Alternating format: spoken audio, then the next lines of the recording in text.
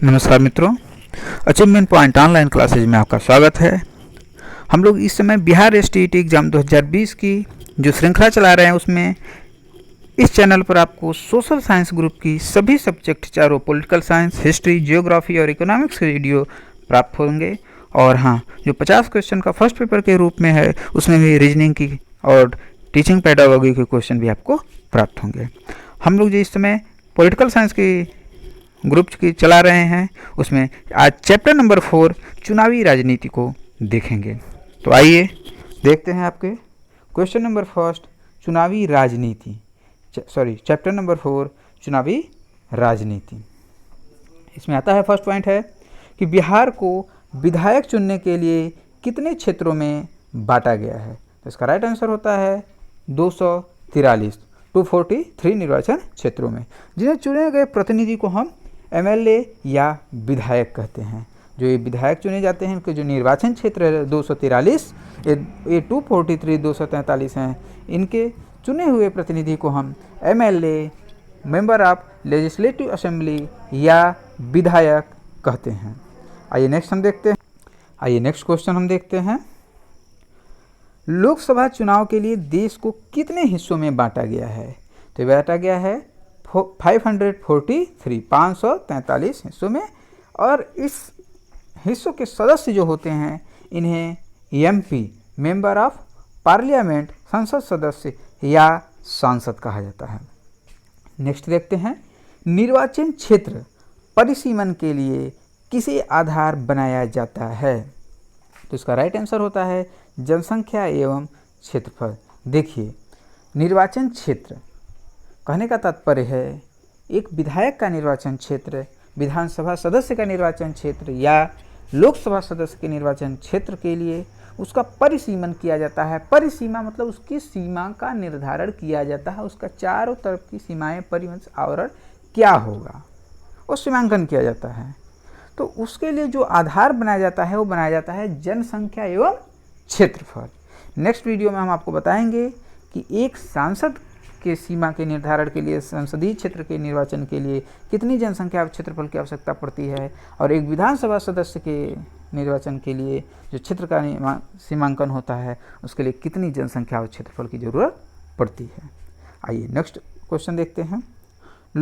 बस आपको इसमें इतना ही ध्यान रखना है कि अगर किसी भी निर्वाचन क्षेत्र का परिसीमन होता है तो उसका दो बेस होता है, जनसंख्या होता है और क्षेत्रफल होता है। चलिए नेक्स्ट क्वेश्चन है कि लोकसभा में कितनी सीटें अनुसूचित जाति एससी शेड्यूल कास्ट तथा कितनी सीटें अनुसूचित जनजाति शेड्यूल ट्राइब एसटी के लिए आरक्षित है। तो ये है एससी कैटेगरी के लिए 79 सीटें हैं और एसटी कैटेगरी के लिए 41 सीटें आरक्षित की गई है। कहाँ पर? लोकसभा में। लोकसभा में कुल सीटें कितनी हैं, कितने हिस्से हैं निर्वाचन क्षेत्र के? 543 और 2 सदस्यों को प्रधानमंत्री मनोनीत करते हैं। इस तरह जो वर्तमान में लोकसभा का है 17वीं लोकसभा, इसमें कुल सदस्यों की संख्या है 543। 543 पे चुनाव होता है 543 पे, और 2 को राष्ट्रपति मनोनीत करते हैं। और इस 543 में एससी की कितनी सीटें हैं? 79 और एसटी की कितनी सीटें हैं? 41। आइए चलिए नेक्स्ट हम देखते हैं, बिहार विधानसभा में कितनी सीटें अनुसूचित जाति तथा कितनी सीटें अनुसूचित जनजाति के लिए आरक्षित है। तो देखिए, बिहार विधानसभा में अभी हमने पिछले क्वेश्चन को देखा है कि 243 है टोटल सदस्यों की संख्या, 243 है, जिसमें से 37 सीटें एससी कैटेगरी के लिए और एसटी के लिए 0 सीटें हैं। एसटी के लिए कोई सीटें आरक्षित नहीं है। इस तरह मात्र एसटी के लिए 37 सीट, एससी के लिए, शेड्यूल कास्ट के लिए 37 सीटें आरक्षित हैं। नेक्स्ट क्वेश्चन हम देखते हैं, देश का ऐसा कौन सा राज्य है जिसने महिलाओं को कमजोर समूह का हिस्सा मानते हुए उनके लिए आधी सीटें आरक्षित कर दी हैं। तो इसका राइट आंसर होता है बिहार। बिहार देश का ऐसा पहला राज्य है जहां पर पंचायतों में महिलाओं को 50% हिस्सेदारी दी गई है। साथ ही साथ भर्तियों में भी जो वांट निकलते हैं विभिन्न प्रकार के, उसमें भी इन्हें 50% का आरक्षण दिया गया है। 50% जो सीटें हैं इनके लिए आरक्षित कर दी गई है। नेक्स्ट क्वेश्चन बनता है, विधानसभा के उम्मीदवार के लिए न्यूनतम उम्र सीमा कितनी होनी चाहिए? यानी हमें अन्य शब्दों में भी कर सकते हैं कि विधायक बनने के लिए न्यूनतम आयु सीमा क्या होनी चाहिए? तो इसका राइट आंसर होता है 25 वर्ष। आइए चलिए नेक्स्ट देखते हैं,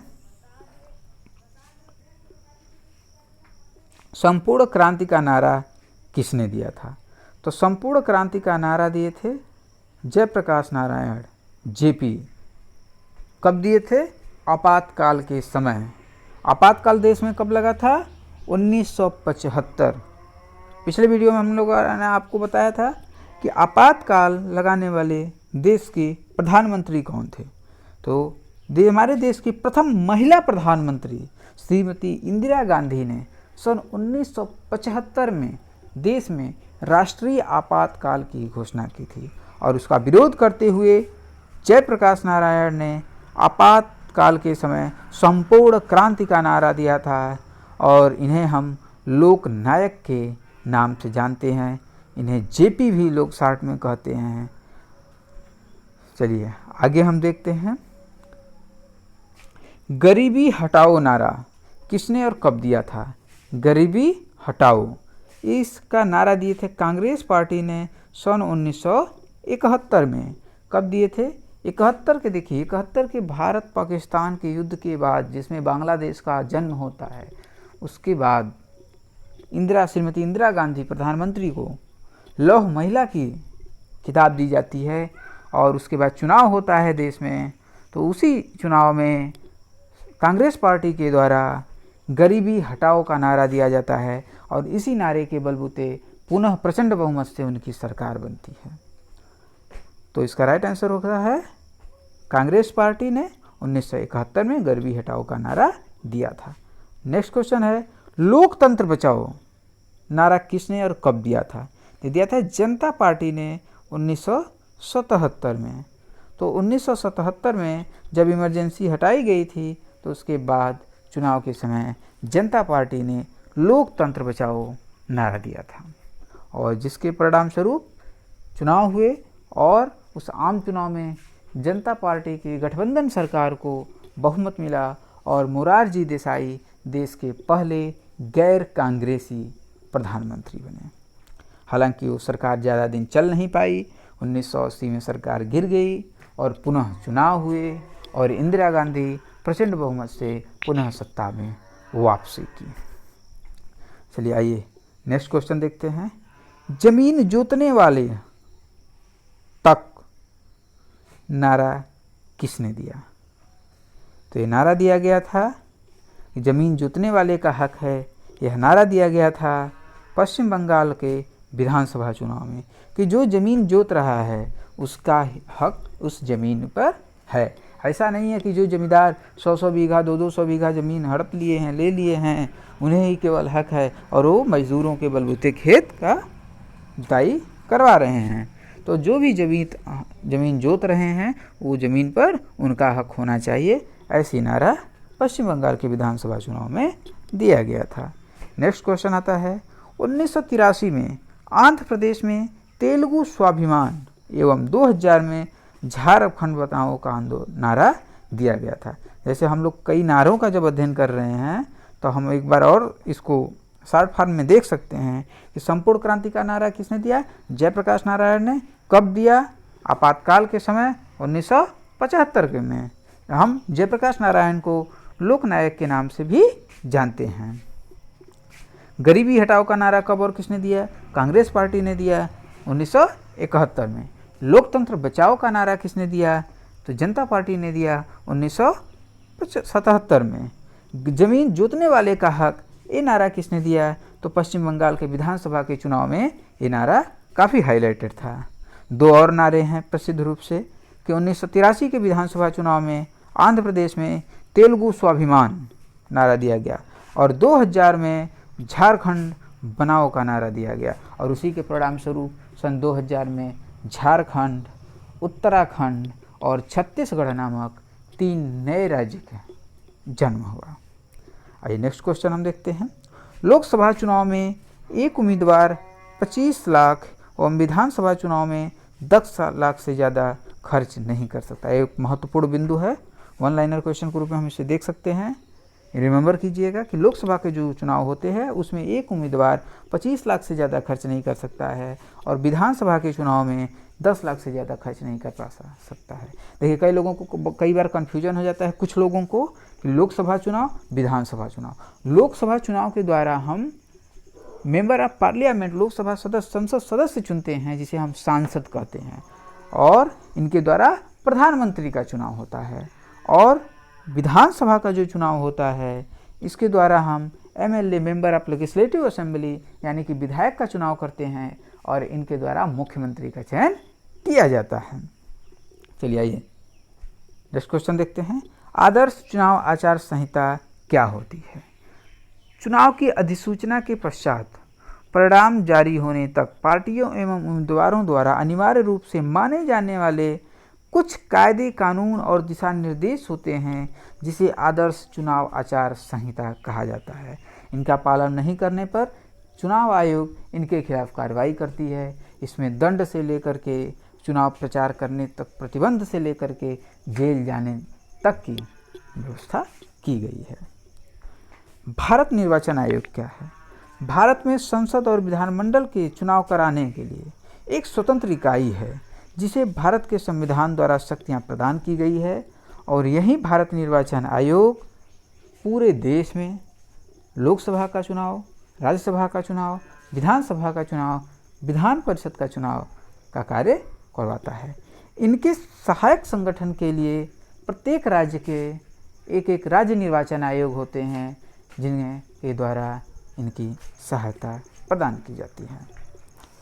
भारत निर्वाचन आयोग के 2 निर्वाचन आयुक्त होते हैं और एक मुख्य निर्वाचन आयुक्त होते हैं।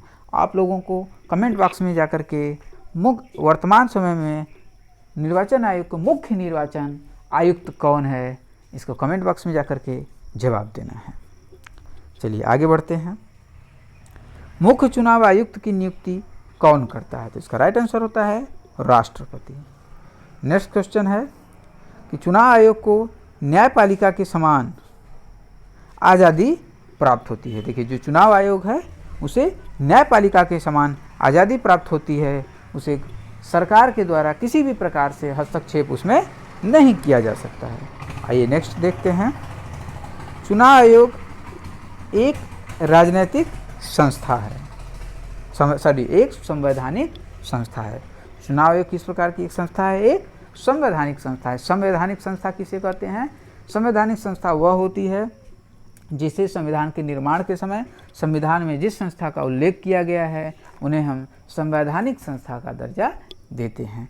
बाद में जिन संस्थाओं को जोड़ा जाता है उन्हें कानूनी संस्थान भी कहते हैं। आइए नेक्स्ट क्वेश्चन हम देखते हैं। सबसे अधिक अधिकार दुनिया के किस चुनाव आयोग को प्राप्त है? इसका राइट आंसर होता है भारत के चुनाव आयोग को। पूरी दुनिया में सबसे ज़्यादा अधिकार भारत के चुनाव आयोग को प्राप्त है। अब नेक्स्ट क्वेश्चन बनता है और इसका जवाब आप लोग को कमेंट बॉक्स में देना है कि चुनाव आयोग का वर्णन संविधान के किस अनुच्छेद में किया गया है। इसका जवाब आपको कमेंट बॉक्स में जाकर के देना है, या आप व्हाट्सएप ग्रुप में भी अगर देख रहे हैं तो व्हाट्सएप ग्रुप में या टेलीग्राम चैनल का लिंक आपके पास है इस वीडियो का तो आप उसमें भी इसका कमेंट करके जवाब दे सकते हैं। चुनाव आयोग में मुख्य चुनाव आयुक्त के अतिरिक्त कितने आयुक्त होते हैं? तो इसको हमने आपको बताया है कि 2 होते हैं। वर्तमान में मुख्य चुनाव आयुक्त क्या है? तो पहले ही मैंने इसको पूछ चुका है आपसे, इसका जवाब आपको देना है। चलिए नेक्स्ट पॉइंट आता है रीपोलिंग किसे कहते हैं? किसी मतदान केंद्र पर या पूरे चुनाव क्षेत्र में मतदान ठीक ढंग से नहीं होने पर पुनर्मतदान कराया जाता है जिसे रीपोलिंग कहते हैं। देखिए कई बार आपने देखा होगा कि जब मतदान कराया जाता है तो कहीं कहीं से ऐसी खबरें आती हैं कि वहाँ पर बूथ लूट लिया गया। कहने का तात्पर्य क्या होता है कि उस बूथ पे जहाँ पर आप मतदान करते हैं उसे एक बूथ कहते हैं। इस तरह एक मतदान केंद्र पर कई बूथ हो सकते हैं। 700 वोटर पे लगभग विधानसभा के चुनाव में एक बूथ का निर्माण किया जाता है। तो उसमें होता क्या है कि कई जगह फर्जी मतदान होने की बात आती है, कई जगह ईवीएम लूट लेने की या मतपत्र पेटी लूट लेने की बात आती है, कई जगह हिंसा हो जाती है, गोली चल जाती है। तो ऐसे जो बूथ होते हैं, चुनाव आयोग के जो अधिकारी होते हैं, अगर वो रिपोर्ट करते हैं कि ऐसी घटनाएं सही है, तो वहाँ के लिए चुनाव आयोग पुनः मतदान की आदेश देता है और 2-3 दिनों के पश्चात पुनः वहाँ पर मतदान कराए जाते हैं। तो जो पुनः मतदान कराया जाता है उसे ही रीपोल, पुनर्मतदान कहते हैं। आइए नेक्स्ट देखते हैं। चुनाव आयोग ने वोट देने के लिए मतदाता पहचान पत्र के अलावा और अन्य कितने पहचान पत्र या दस्तावेज को मान्यता दी है? तो इसका राइट आंसर होता है 14 अन्य पहचान पत्र, 14 अन्य दस्तावेज। नेक्स्ट है कि मुख्य चुनाव आयुक्त को कौन हटा सकता है? तो यहाँ पे जवाब ये आता है कि कार्यकाल के पहले कोई भी सरकार इसे हटा नहीं सकती है। विशेष परिस्थितियों में यदि चाहे तो राष्ट्रपति इस पर कुछ नियंत्रण कर सकते हैं।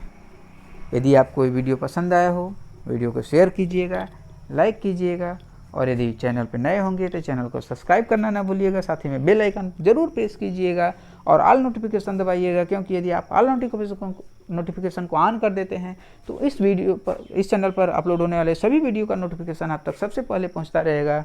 और यदि आपका कोई भी सुझाव और संवर्धन हो इस वीडियो से संबंधित तो उसे ज़रूर कमेंट बॉक्स में जाकर दीजिएगा, जिससे आगे के जो वीडियो हैं उसे और उत्साहपूर्वक सुधार करके अच्छे से अपलोड किया जा सके। धन्यवाद मित्रों।